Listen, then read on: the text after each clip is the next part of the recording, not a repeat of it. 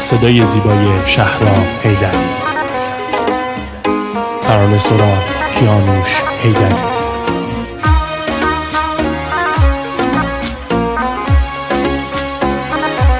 کاری از استودیو نجوا علی اسدی. ای جانای غزل بمون سن و تموم منی صدا بهیته بشنو سمکی بی وفا یارم بیجا بهیته شی چشمدی مبازگمه که اشتباه بهیته کدوم نامرد بیمو منه از می دل خواب بهیته کدوم نامرد بیمو منه از می دل خواب بهیته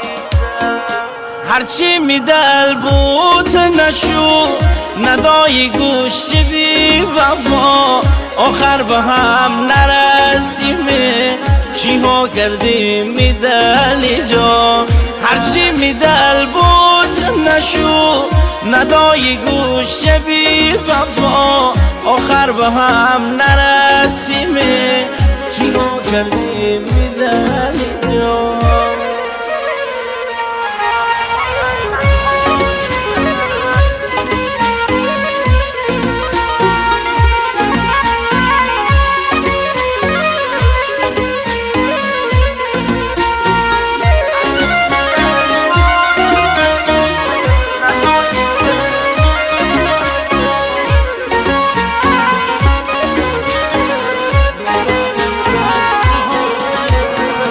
من باب ما تنهای شهر خوایم از درد و میرم دنیا چی بیاردم سر بلار آروم بهیرم بالی شکست دارم و نتم پر بهیرم دیگر نتم از شیش بورم خبر بهیرم دیگر نتم از شیش بورم خبر بگیرم